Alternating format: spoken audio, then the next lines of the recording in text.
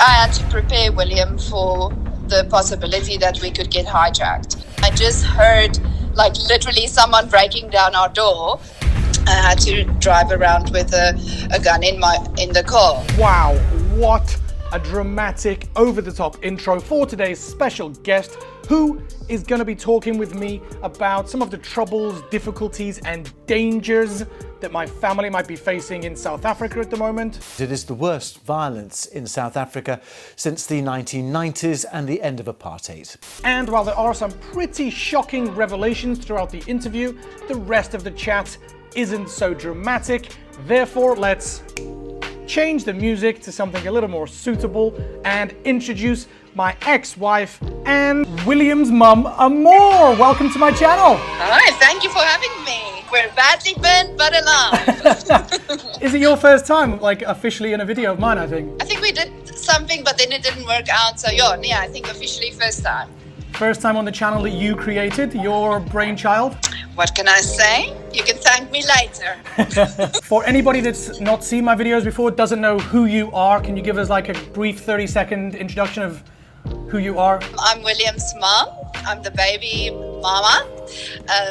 And lucky to us, Alan and I stayed friends. We decided it would be best for William to go school year because we found that the education system in Taiwan puts a lot of pressure on kids.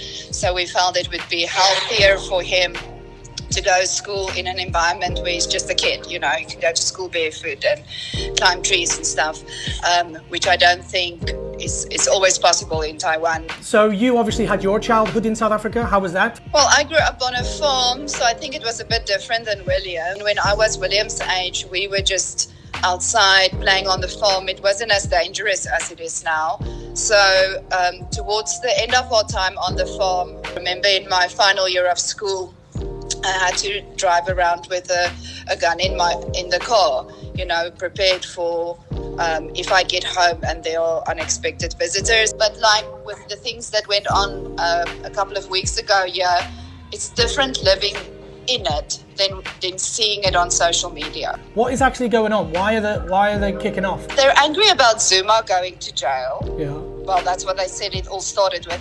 And then they think there are people that instigated this. They kind of planned this and it just lost control. Like the lady that cleans my class, she lived in an area where they were looting and things were quite bad. And she's a lovely lady and she has 2 small children. And she said the one night in the middle of the night, she was woken up by the police and she had to prove that everything that's in her house is hers and that she didn't loot or steal. So, you know, so we don't ever get there. I live in a security complex where we have a WhatsApp group with about 10 security companies that will update us regularly and they do patrols and things like that. Yeah. I mean, there are people, Zuma's children, who said go and maybe Zuma's children are lovely. I don't know them personally. And you know what, Alan? Living without electricity and Wi-Fi for just a little bit, I get why they're so angry. That's the scariest thing you could say to Taiwanese people, I think, is to take away their Wi-Fi. Yes, can you imagine? William is losing it, I have to tell you. I think they went about it wrong. They've cost themselves jobs now. You know, a lot of people lost their jobs and livelihood, their people, because of businesses that went under. But I get why they're so angry and over it. How dangerous would you say South Africa was? How often would you see dangerous things happening? You hear about crime every day. Before this trouble happened last week, were you scared to live in South Africa? And are you more scared now? I'm not scared to live in South Africa. I'm careful. Wasn't there a break-in like a year or 2 ago? You said someone tried to break into the house. Yes, we've had 2 incidences. I was putting William to bed and we were reading Bible and I just heard like literally someone breaking down our door, and then I just started screaming and I have these little pots in the window and I went mental and I was like, I'm calling the police, and I'm throwing everything that's in the bathroom window out the window, and they got scared by that and they left. And then the other time there were footprints on the in the garden side, footprints on the porch, but the complex suspect we have a big top fan. Nice. So maybe it was just him. So small So blessings. peeping Tom you can handle, but anything else? Yes, I'm like you can go knock yourself out. But I'm aware, and I try my best to keep William safe. That's my main thing. So is William aware of all this in the news? I spoke to him about it. I want him to know what's going on, and I said we need to be more careful and alert and stuff. I had to prepare William for the possibility that we could get hijacked. So we have to have a plan. You don't know how your kid's going to react, so they need to be trained, know exactly what to do in a situation like that. And he got very emotional because he was like, but I love this car. And I was just like, they'll take everything. And I looked in the rear view mirror and it was just tears, but I love this car. And I was like, the car can be replaced. You know? For me, the most important thing is to get out of it alive. He's aware that people are in need and that we are fortunate in a lot of ways. Yeah. These people come from nothing. I mean, if you see those fridges they carried for kilometers, I'm like, that's commitment. A double-door fridge. Oh, the fridge. I'm like, girl. Yeah. Did you see the one with the guy that couldn't get the flat screen in his car? No. It's too big for his car. And then they showed that toy that we play with when we are children with the triangle and the star, and you have to put the shape in the right place. Oh, okay. And they were like, this is why this toy is important to the young age. There was like one where Cyril was, the president was going to talk, and they were like, he expects everyone to watch tonight because most people should have a TV by now, It's just like, well, like you said, you have to have a sense of humor with all of these things. Every one of my viewers, they all ask me, they message often, especially recently with the news, they support you so much. And so those viewers that think it's too dangerous and you shouldn't be there, what would be your message to them? I think living is dangerous, I think stepping out of your house, being in your house, there's Taiwan, you have a massive earthquake and the building comes down on you. You step out of your house, a bus drives over you. You can't live life like that, You go find a place that works for you as a family. Like I said before, we made a sacrifice, and as much as you made a sacrifice for him not to be there and me to live here, we are doing this for our son because we chose to have him, He didn't choose to be here. Our promise to him is to give him the best quality of life we can. And I think, and we've both agreed on that, even as hard as it is, that this is the best place for him, not right now, not forever, but for right now. I think COVID again has come and taught us that, because you have a fit, healthy guy that dies, and you have an overweight, unhealthy guy that comes out of the hospital. So you can't live in South Africa, it's too dangerous. You can't live in Taiwan, it's too dangerous. You can't live in England, it's too dangerous, It's difficult sometimes, difficult for you, difficult for me, but like you say, when we see him playing on his bike and bowling a cricket ball onto his own head, it's those moments are golden. Yeah. Did you see my last video? I heard about it. Yes, my mom told me about it. Your mom is your correspondent. She gives you the breakdown of my video. She's like, do you want to hear what's been said? I'm like, sure, go. No, I wasn't mentioning anything deep, but one of my biggest regrets was the time we saved up the $1 million and then just went and spent it on... Yo, she said, I was like, I'll have a talk to him.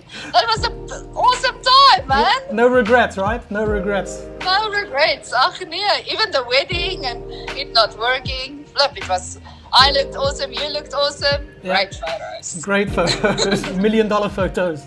But then just to the final question, any regrets at all about what we've done with William, how we've decided to put him in South Africa? No, I must not big on regrets. I'm like, no, you can't do that, You can always think, oh, what if I didn't? Like I say, all the signs for me show a kid that's growing up very happy and very carefree. You love Pokemon more than Daddy? I love them both the much. That's what we wanted, I don't want him in a class. No offense to Taiwan, I think you're a great country. But from 7 till 9 at night, you know. I don't think it's fair to the kids. Another thing that's very important, and a Canadian friend of mine said that's something they've always had the plan to go home, and he's now realized his kids aren't Canadian, you know. And I think to have that to belong, you know what I mean? Because you will never be Taiwanese, and then if you're not South African or British, what are you? Good you know, point, to have that very good point, root to know this is who I am, you know. And as someone that's lived in a couple of countries, that made me strong. My roots, knowing I'm a South African, you know. So I think that's also something that I think we can't put money and safety and whatever on is for William to know who he is, you know. He's so proud that he's known in his school for 2 things, that he's half British and that he's the tallest guy in school.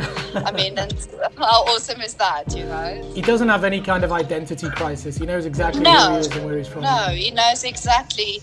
And I think even not living in England, living here has given him that side of himself as well. Totally agree. Like I said, most of these questions, I of course know all the answers, but I just wanted to share it with the viewers. Okay. One final question, put you on the spot. When are you and William coming to visit Taiwan? Well, I'm jabbed, so you just say when and where and we'll be there. Okay, if you want to see William and more in Taiwan, then Patreon channel memberships open up, fund the tickets. Let's go! We'll make a plan, I'm sure we'll make a plan. Yeah, cool. No, definitely. We'd love to go. Okay. I'd love to see my brother and everyone there. Oh, of course, yeah. Well, okay, I think that's it. You've passed this Okay, interview. cool. Once I start talking, I just don't stop, so it was fine. Yeah, you'll be surprised. I might have you back every month if this video is popular. Well, thanks a lot. That's half an hour of your time. Thanks so much, and I'll speak to William later. Okay, cool beats. Bye-bye. Thanks, Amor. Bye. So there you have it, the interview with my ex-wife and baby mama, William's mum, Amor. Thanks so much to Amor for being part of the interview. She has a very busy schedule, teaching full-time and looking after my beautiful son. So really appreciate it. And I think we can all learn that once a relationship breaks down, if there are children involved, there are much bigger things at stake than our pride, or at least that's what I can take from my relationship with Amor. Anyway, guys, I really want to say thank you so much for watching to the very end of the video. The names of my Patreons and channel members are going to flash by as I'm talking right now, and I really want to say thanks to those guys for supporting the channel, supporting my dream and my goals, and those people definitely will help when it comes to bringing William and Amor back to Taiwan. So if you want to be part of the team VDVIP and support this dream of mine, then please feel free to follow the links in the description and help out. If not, then just liking the video and subscribing is more support than I could ever hope for. So however you want to support me, however you do support me, I really appreciate it. Don't want to talk too much about it, but yeah, you guys are keeping a dream alive, and I think William is very proud of his daddy for being a YouTuber. Anyway, that's it. There's the interview. Hope you liked it. Comments down below, and I'll see you next time in my life in Taiwan. Peace. Bye-bye.